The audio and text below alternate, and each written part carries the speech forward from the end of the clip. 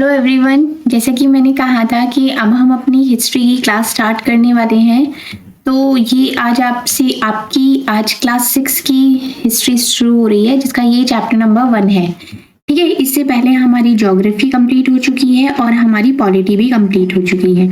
अगर आपने वो वीडियोस नहीं देखी है तो आप वो भी देख सकते हैं, उनकी लिंक आपको सब चीज़ें डिस्क्रिप्शन में मिल जाएंगी। पॉलिटी के हम पीवाईक्यू भी कर चुके हैं और हम ज्योग्राफी की पीवाईक्यू की सीरीज हमारी सुबह मॉर्निंग में 11 बजे चल रही है। ठीक है, आप वो भी देख सकते हैं और अपनी तैयारी बहुत अच्छी तरीके से कर सकते हैं। हमारी ये खत्म हो जाएगी हिस्ट्री का, ये 6 की खत्म होने के बाद 7th 8th का करेंगे। उसके बाद मैं आपको एक चीज़ और बता देती हूँ कि मैं फिर उसके बाद एक इम्पॉर्टेंट टॉपिक्स की एक पूरी सीरीज निकालेंगे, जिसमें कि अब तक जिस जिस टॉपिक से सबसे ज़्यादा क्वेश्चंस पूछे गए हैं हम उन्हीं टॉपिक्स को फिर डिस्कस करेंगे। अगर आपको उनमें से किसी एक टॉपिक को डिटेल में पढ़ना है तो आप चैप्टर को देख के चैप्टर उससे कंप्लीट कर सकते हैं। तो इस तरीके से आप अपनी पूरी एसएसटी की प्रिपरेशन कर सकते हैं। तो हिस्ट्री, सबसे बढ़िया हिस्ट्री पढ़ने का तरीका क्या है कि आप उसको स्टोरी फॉर्म में पढ़ें। अगर आप हिस्ट्री को ऐसे लाइन बाय लाइन पढ़ेंगे या वो करेंगे तो आपको इतना समझ में नहीं आने का, आपको बोरिंग लगने लगेगा। लेकिन जब आप उसे एक स्टोरी के फॉर्म में पढ़ेंगे तो आपको वो इंटरेस्टिंग लगने लगेगा। जैसे कि आज हम स्टार्टिंग कर रहे हैं, जैसे कि पूरा चैप्टर का नेम भी है कि क्या, कब, कहाँ और कैसे। ये किस बारे में है? ये है कि आप हिस्ट्री की जो जानकारी है, जो कि जो अतीत है उसके बारे में आप कैसे जान सकते हैं, क्या क्या उसके सोर्स हैं, कब से वो शुरू हुआ था, कहाँ से आपको उसके सोर्सेज मिल सकते हैं जिसके बारे में आप पता कर सकते हैं, कैसे आप उसके बारे में जानेंगे, क्या होता है अतीत। तो ये सारी चीजें ही आपको इस चैप्टर में समझने के लिए मिलेंगी। बहुत बड़ा चैप्टर नहीं है लेकिन समझने वाली बात है, और इस चैप्टर से कुछ क्वेश्चंस भी पूछे गए हैं, वो भी मैं आपको साथ ही साथ बताती रहूंगी। तो चलिए हम ये चैप्टर अपना स्टार्ट करते हैं। ये एक लड़की है रशीदा, ये अपना न्यूज़पेपर पढ़ रही थी जिसमें लिखा हुआ था कि 100 साल पहले। तो ये कौन जान सकता है कि 100 साल पहले क्या हुआ था, इस चीज का कैसे पता लगाएं? तो ये वो लड़की है। अब कैसे पता लगाएं, ये टॉपिक शुरू होता है यहाँ से। अब देखते हैं कि कोई भी चीज है, आप किसी भी चीज के बारे में कैसे पता कर सकते हो। उसका एक सबसे बढ़िया तरीका है कि या तो क्या हुआ था उसका आप रेडियो में सुन सकते हो, टीवी देख सकते हो, न्यूज़पेपर्स पढ़ सकते हो। पिछले साल क्या हुआ था, तुम उस टाइम पे जो व्यक्ति वहां पर प्रेजेंट था उससे जान सकते हो, उससे बात करते हो अगर उसे याद हुआ हो। तो ये कुछ तरीके हैं जिससे ये पता लगाया जा सकता है कि उस टाइम पे ये चीज कैसे घटित हुई। अब जैसे हमारा देश आजाद हुआ था, या अगर हम 1990 के किसी इंसिडेंट की बात करते हैं या 2000 के किसी इंसिडेंट की बात करते हैं, तो उसके क्या तरीके होंगे पता करने के। सबसे पहला तो आप न्यूज़ सुन लें। आजकल तो ऑनलाइन चीज़ें बहुत ज़्यादा अवेलेबल हैं, आप यूट्यूब पे भी देख सकते हैं। मैं सोर्सेज बता रही हूँ कि कैसे आपको पता चल सकता है। दूसरा, उस टाइम पे जो लोग प्रेजेंट थे, जिन्होंने वो चीज़ देखी थी, तो आप डायरेक्टली उनसे भी पूछ सकते हैं कि क्या ऐसा हुआ था। तो ये कुछ सोर्सेज है जिनके बारे में आप पता कर सकते हैं। ठीक है, अब नेक्स्ट जो टॉपिक आता है कि अतीत के बारे में हम क्या जान सकते हैं, क्या क्या ऐसी चीजें हैं जिनके बारे में हम जान सकते हैं। पहली चीज तो लोगों के बारे में जान सकते हैं कि पहले टाइम के लोग कैसे, अपने अपने ये पेरेंट्स से या अपने दादा दादी से जो पुराने वो सुना करते हैं भाई हमारे टाइम पे तो चूल्हे पे रोटी बनती थी, इस तरीके का एक मिट्टी का चूल्हा बन जाता था, उस पर हम पतीले में खाना बनाते थे, मिट्टी के बर्तनों में खाना बनता था। तो ये सब क्या है, ये सब अतीत की ही बातें हैं कि लोग क्या खाते थे, किस तरीके के कपड़े पहनते थे, मिट्टी के घर होते तो किस तरीके के वो बनाए जाते थे, उनके जो पशु होते थे जो वो पालते थे। आजकल क्या है, आजकल तो अमूल का पैकेट में दूध मिलता है, आपको आ जाता है आपके घर, आप ज़ेप्टो से या आप ऑर्डर कर दे तो। लेकिन उस टाइम पे क्या तरीका होता था, वो सारी चीजें क्या है, वो सब पास्ट की हैं। तो यही यहाँ पर इस उसमें यही बताया है कि आप क्या क्या जान सकते हैं कि किस किस तरीके लोग घरों में रहते थे, क्या कपड़े पहनते थे, क्या लोग खाते थे, या जैसे कि जो कुछ आपके शिकारी हो गए, पशुपालक हो गए, कृषक, व्यापारी, पुरोहित, शिल्पकार, कलाकार, संगीतकार, वैज्ञानिक, उनके जीवन के बारे में जान सकते हैं कि किस किस तरीके से उन्होंने अपनी लाइफ में टाइम स्पेंड किया और किस तरीके से वो आज जहां पर हैं वहां कैसे पहुंचे। इसके बारे में भी आप पता कर सकते हैं। बच्चे क्या क्या खेल खेलते थे, क्या कौन कौन सी कहानियां सुना करते थे, कौन कौन से नाटक थे जो ये कौन, जैसे कि एक कार्टून आते थे, जैसे कि पू का कार्टून आता था, नॉडी आता था एक कार्टून पहले, अगर आप आपको ध्यान होगा। तो कौन कौन से गीत थे, जैसे कि कुमार सानू बहुत फेमस थे, अलका याग्निक थी। तो यही सारी चीजों के बारे बारे में आप पता कर सकते हैं अगर आपको इंटरेस्ट हो। ये हो गया, 2 इसमें पॉइंट हो गए कि कैसे पता लगाएं, ये आपको पता चल गया, और क्या जान सकते हैं ये भी आपको पता चल गया। अब बात करते हैं कि लोग कहाँ रहते थे। ठीक है, सबसे पहले आगे आपको एक मैप दिखाई देगा, उसमें आपको ये कुछ पता लिया हुआ है कि उसमें नर्मदा नदी का पता लगाओ या उत्तर पश्चिम की सुलेमान और किरधर पहाड़ियों का पता लगाओ, तो वो आप मैप में देखकर पता लगा सकते हैं। अब यहाँ पर हम बात करते हैं कि लोग कहाँ रहते थे।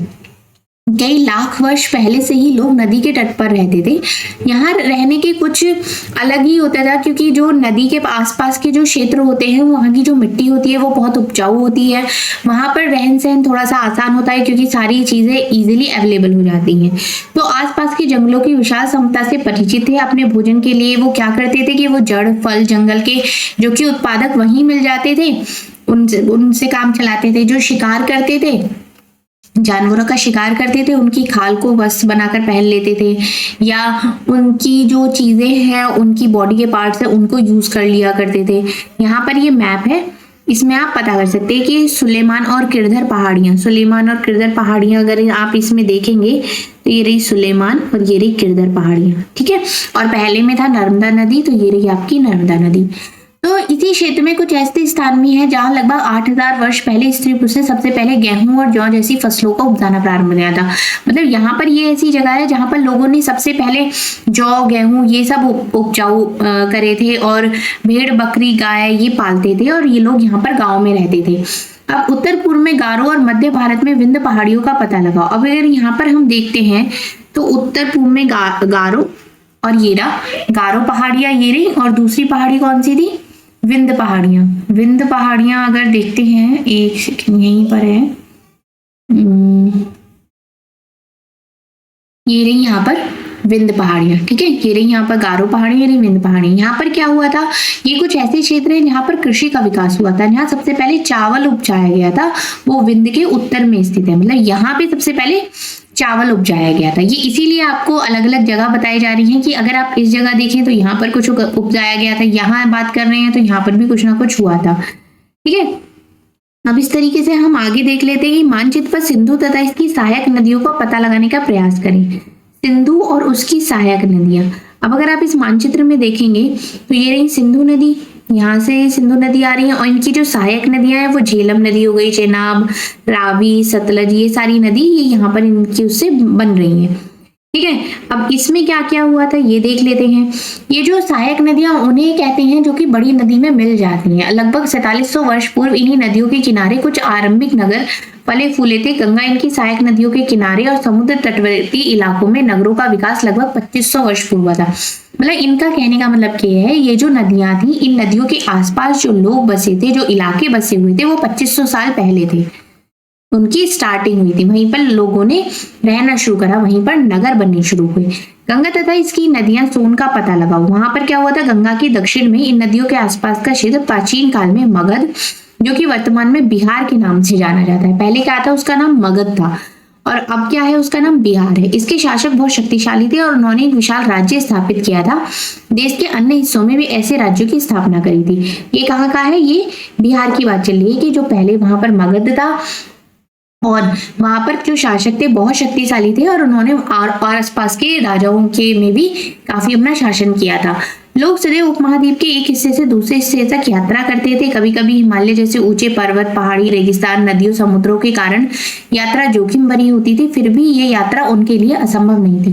अब पहले इतना तो होता नहीं था, इतनी इजी तो ड्राइविंग होती नहीं थी कि अपनी आपने कार उठाई और बस चल दिए कहीं भी, या ट्रेन से चल दिए, या प्लेन से तो और भी ज्यादा आसान है, आप लंबे से लंबा सफर कुछ ही घंटों में तय कर लेते हो। लेकिन पहला ऐसा नहीं था। पहले जो क्या करते थे, वो हाथी घोड़ों पे अपना पूरा सामान बांधा और चल निकल पड़ते थे। कुछ रुकते रुकाते कई मीलों की यात्रा करते थे, एक जगह से दूसरी जगह पहुंच जाते थे।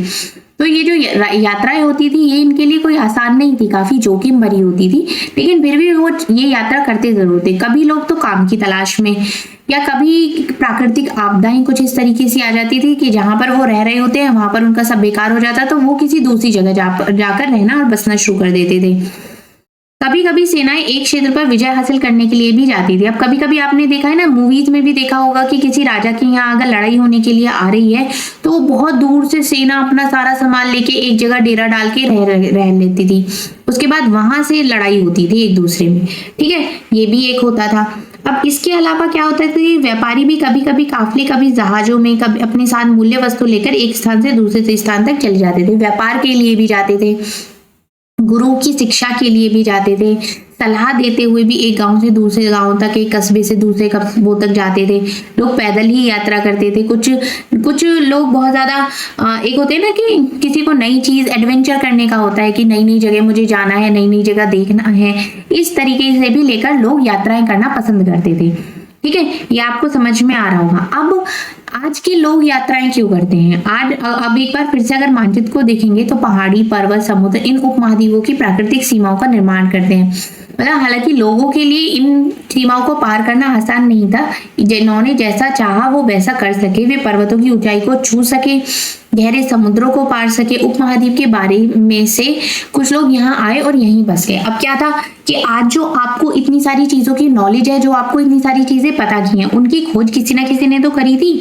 समुद्र के बारे में इतनी डिटेल नॉलेज अगर आप पढ़ते हैं तो कोई ना कोई तो समुद्र में गया होगा, जब उसकी जानकारी वो लेकर आया। पहाड़ों की इतनी जानकारी मिलती है वो, इसलिए वो ऐसी ही हुई कि लोग यात्राएं करने के लिए निकले। कुछ लोग तो ऐसे थे कि एक जगह से दूसरी जगह के लिए यात्राएं करने निकले, वहां की कुछ उन्होंने जानकारी हासिल करी और फिर वो वहीं पर बस गए। ठीक है, इस आवागमन ने हमारी सांस्कृतिक परंपराओं को समृद्ध किया है। कई सौ वर्ष लोग पत्थर को तराशने, संगीत रचने, यहाँ तक कि भोजन बनाने के नए तरीकों के बारे में एक दूसरे के विचारों को अपनाते रहे। मतलब कोई जहाँ गया है उसने वहां की शैली को, वहां के रहन सहन को भी अपनाया है कि वहां खाना बनाने के क्या तरीके हैं। अपना पत्थर है तो पत्थर से नक्काशी आप मंदिरों में देखते हैं। जैसे कि अगर आप वृंदावन में जाते हैं, प्रेम मंदिर में, या अक्षरधाम में भी देखें आप दिल्ली में, तो पत्थरों की क्या नक्काशी करी हुई है लोगों ने, आप बहुत देख सकते हैं। अभी राम मंदिर भी बन रहा है अयोध्या में, तो उसमें एक एक चीज कितनी तराशी जा रही है। वो क्या है? वो यही है। अब संगीत के लिए इतना म्यूजिक में लोग आगे बढ़े हैं तो वो क्या है? इसीलिए। भोजन कितने तरीके हैं, कितने तरीके के आप शेफ देख सकते हैं, हम सोचते भी नहीं है जैसा खाना वो बना देते हैं। ठीक है, अब यहाँ पर देखते हैं कि देश के नाम। अपने देश के लिए प्राय हम इंडिया कहते हैं या भारत, इन नामों का प्रयोग करते हैं। इंडिया जो शब्द है वो इंडस से निकला है, जिसे संस्कृत में सिंधु कहा जाता था। पहले क्या कहते थे? सिंधु। एटलस में ईरान और यूनान का पता लगाओ। अब आपको ईरान और यूनान का पता लगाना। लगभग 2500 वर्ष पूर्व, 2500 वर्ष पूर्व उत्तर पश्चिम की ओर से आने वाले ईरानियों और यूनानियों ने सिंधु को हिदोस अथवा इंडोस और इस नदी के पूर्व में स्थित भूमि प्रदेश को इंडिया कहा था। मतलब जो आपके भारत का नाम है इंडिया, वो किस तरीके से रखा गया ये यहाँ पर बताया गया है। भारत नाम का प्रयोग उत्तर पश्चिम में रहने वाले लोगों ने एक समूह में किया जाता है। इस समूह का उल्लेख संस्कृत की आरंभिक लगभग 3500 वर्ष पुरानी ऋग्वेद में मिलता है और बाद में इस प्रयोग देश के लिए होने लगा। मतलब पहले क्या होता था कि पहले ये एक समूह के लिए किया जाता, बाद में इसका प्रयोग पूरे देश के लिए किया जाने लगा। तो जो आपके देश का नाम है इंडिया, वो कैसे बढ़ा ये आपको समझ में आ गया होगा।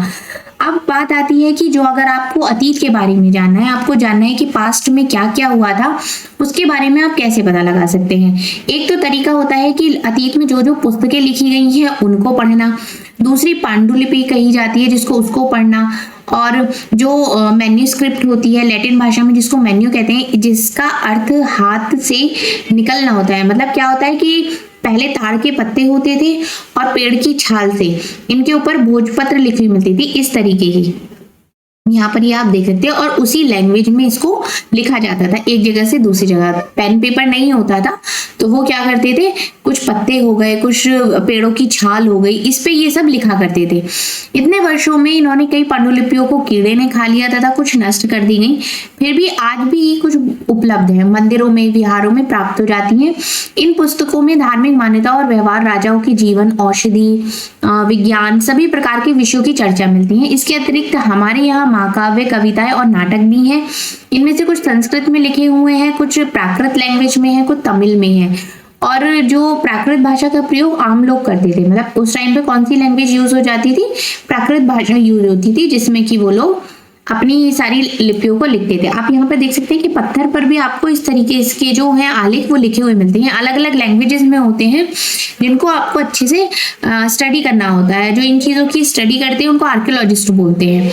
हम अभिलेखों का भी अध्ययन कर सकते हैं। ऐसे लेख पत्थर अथवा धातु जैसी अपेक्षाकृत कठोर सतहों पर लिखे हुए मिलते हैं, मतलब इनकी भी आप स्टडी कर सकते हैं। तो कभी कभी शासक या अन्य लोग आदर्शों से इस उत्तीर्ण करवाते थे ताकि लोग उन्हें देख सके, पढ़ सके, उनका पालन कर सके। कुछ अन्य प्रकार के अभिलेख भी मिलते हैं जिसमें राजाओं, रानियों सहित अन्य स्त्री पुरुष भी अपने कार्य के लिए इन्होंने करवाए हैं, या शासन लड़ाइयों में जो जो विजय थी उनका भी लेखा जोखा इनमें आपको मिल जाता है। ठीक है, अब आगे देख लेते हैं कि क्या आप बता सकते हैं कि ऐसा लिखने के क्या लाभ हैं और इसे करवाने में क्या क्या कठिनाइयां आती थी। भाई लाभ तो यही है कि आप अपनी एक धरोहर को छोड़ के जा रहे हैं कि आगे आने वाले लोग उसको जानेंगे, कि वरना उनके पास तो कोई सोर्स होगा ही नहीं जानने का। और कठिनाई ये है कि इस पे लिखना इस तरीके से कितना डिफिकल्ट काम है, आप सोच सकते हैं।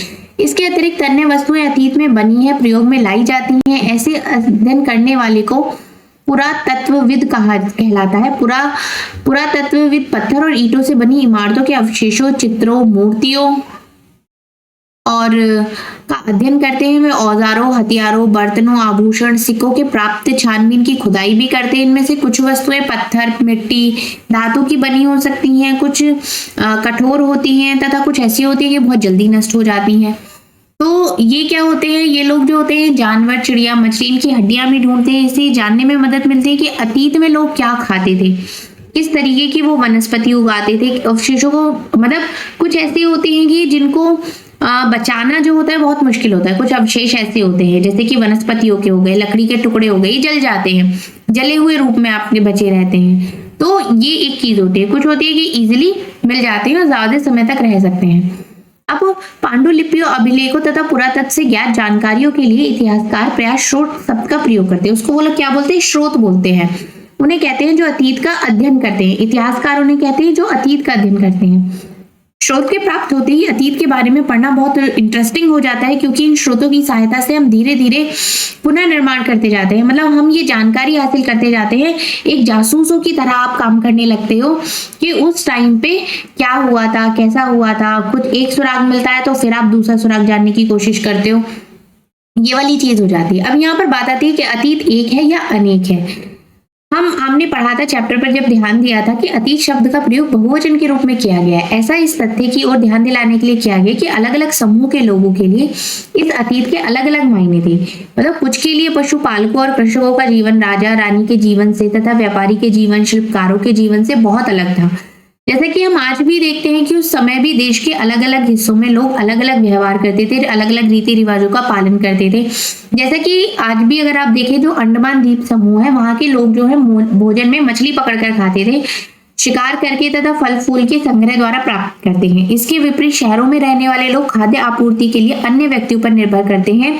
इस तरह के भेद अतीत में भी विद्यमान है। जैसा आज की डेट में आप डिफरेंसेस देख सकते हैं कि अगर आप अंडमान निकोबार में जाते हैं तो वहां पर सी फूड बहुत फेमस है, वहां पर सी फूड ही मिलता है। वहां पर आपको मछलियां मिलेंगी या समुद्र से निकाले गए जितने भी जानवर होंगे सब आपको खाने के लिए दे देंगे। लेकिन यहाँ पर ऐसा नहीं है। तो वो डिफरेंस जो है वो पहले भी था, अतीत के टाइम पे भी था, और वो आज के टाइम पे भी डिफरेंस है, यहाँ पर ये बता रहा है। अब इसके अतिरिक्त अन्य भी बहुत तरीके के डिफरेंसेस है। उस समय शासक अपनी विजयों का लेखा जोखा रखते थे। मतलब जो जो शासक हो गए, जिन्होंने राज्य करा और जिन्होंने लड़ाइयां जीती, उनका भी वो डिस्क्रिप्शन लिखते थे कि इस कारण हम उन शासकों तथा उनके द्वारा लड़ी जाने लड़ाइयों के बारे में काफी कुछ जानते हैं। अब कहते हैं कि महाराजा अशोक के बारे में जानते हैं, अकबर के बारे में बात करते हैं। तो इन सब ने कितनी लड़ाइयां लड़ी हैं, कितनी जीती हैं, ये सबको आपको कैसे पता चला? क्योंकि उस टाइम की ये रिकॉर्ड रखा हुआ है। जबकि शिकारी, मछुआरे, संग्राहक, कृषक, पशुपालक जैसे आम आदमी प्राय अपने कार्यों का लेखा जोखा नहीं रखते थे। पुरातत्व की सहायता से हमें उनके जीवन को जानने में मदद मिली है। हालांकि अभी भी इनके बारे में कुछ जानना शेष है। मतलब जो राजा महाराजा हो गए उनके बारे में तो आप इजीली जान सकते हैं क्योंकि उन्होंने अपना रिकॉर्ड रखा हुआ है। लेकिन जो नॉर्मल लोग थे वहां रहने वाले, उनके बारे में अभी भी बहुत कुछ जानना बाकी है क्योंकि उनका इस तरीके से कोई रिकॉर्ड नहीं मिलता है। अब यहाँ पर बात करते हैं कि तिथि क्या मतलब होता है। इस चैप्टर से क्वेश्चंस पूछे गए हैं, इस पोर्शन से। अभी जब मैं इसके PYQs कराऊंगी ना, तब आप देखना कि यहाँ से कितने क्वेश्चंस पूछे गए हैं। अगर कोई तुमसे तिथि के बारे में पूछे तो तुम शायद उस दिन की तारीख, माह, वर्ष, जैसे कि 2000 या इस दिन कोई वर्ष बताओगे। जैसे कि कोई पूछेगा कि भाई सन 2000 में दिवाली कब हुई थी, तो आप उसको बता सकते हो। वर्ष की गणना ईसाई धर्म प्रवक्ता ईसा मसीह के जन्म की तिथि से की जाती है, अतः 2000 वर्ष कहने का तात्पर्य कि ईसा मसीह के जन्म के 2000 वर्ष के बाद। ईसा मसीह के जन्म के पूर्व की सभी तिथियां ईसा पूर्व, ईसा से पहले के रूप में जानी जाती है। इस पुस्तक में हम 2000 को अपना आरंभिक बिंदु मानते हुए वर्तमान से पूर्व की तिथियों का उल्लेख करेंगे। ठीक है, अब आगे आपको ये चीज क्लियर हो जाएगी। जैसे कि इतिहास और उसकी तिथियां, अंग्रेजी में बीसी, ठीक है, आपने देखा होगा। बीसी का मतलब होता है आपका बिफोर क्राइस्ट, ठीक है, ईसा पूर्व, जिसको आप हिंदी में बोलते हैं, ऐसे लिखा होता है ना, ईसा पूर्व, ठीक है, तो इसका मतलब हो गया बिफोर क्राइस्ट होता है। कभी कभी तुम तिथियों से पहले एडी भी देखते हो, लिखा हुआ होता है ना एडी, तो उसका क्या मतलब होता है, एनो डोमिनी नामक दो लैटिन शब्दों से बना है, जिसका तात्पर्य ईसा मसीह के जन्म के वर्ष से, मतलब ये तो जन्म से पहले और ये जन्म के वर्ष से, जिस वर्ष में उनका जन्म हुआ उस वर्ष से। कभी कभी एडी की जगह सीई भी लिखा हुआ मिलता है आपको, या बीसी, या फिर बीसीई। कभी कभी ऐसा होता है आपको बीसीई का भी प्रयोग होता है। सीई अक्षरों का प्रयोग कॉमन एरा, ये किसके लिए होता है, कॉमन एरा के लिए होता है, और बीसीई का बिफोर कॉमन एरा के लिए होता है। इसका किसके लिए अर्थ होता है, बिफोर कॉमन एरा। यहाँ पर आप क्या कर सकते हैं, जब भी आप अपने नोट्स बनाए, जो आपने एक नोटबुक बनाई हुई होगी ज्योग्राफी के नाम की, वहां पर ये जरूर नोट डाउन करें, ठीक है। हम इन शब्दों का प्रयोग इसलिए करते हैं क्योंकि विश्व के अधिकांश देशों में अब इस कैलेंडर का प्रयोग सामान्य हो गया है। भारत में तिथियों के इस रूप का लगभग 200 वर्ष पहले आरंभ हुआ था। कभी कभी इंग्लिश के वीपी अक्षरों का प्रयोग होता है, जिसका तात्पर्य बिफोर प्रेजेंट होता है, वर्तमान से पहले। तो ये सब आपको समझ में आ गया होगा। बीसी मतलब ईसा पूर्व होता है, बिफोर क्राइस्ट। एडी भी लिखा गया होता है, एडी होता है इको, वो इनो डोमिनी होता है। सीई होता है, सीई का मतलब जो होता है वो होता है कॉमन एरा, और बिफोर कॉमन एरा होता है बीसीई का मतलब, ठीक है। तो यहाँ पर ये आपको चीजें क्लियर हो गई होंगी जो उपयोग इसमें। और एक चीज मैं और बता देती हूँ, इसके जितने भी क्वेश्चन आंसर्स हैं वो भी मैं कमिंग जो वीडियोस आएंगी उसमें आपको मिलेंगे। अभी जो अब हम मेन कंटेंट पर फोकस कर रहे हैं, उसको कंप्लीट कर रहे हैं, और वहां से रिलेटेड जितने भी PYQs आए हैं उनको भी कंप्लीट कर रहे हैं साथ के साथ ही। तो वीडियो को ज्यादा से ज्यादा शेयर करें, जो लोग SST की प्रिपरेशन कर रहे हैं वो हमारे साथ जुड़ सकें। और अगर पहली बार चैनल पर आए हैं तो चैनल को सब्सक्राइब भी करें और वीडियो को लाइक भी करें। Thank you so much.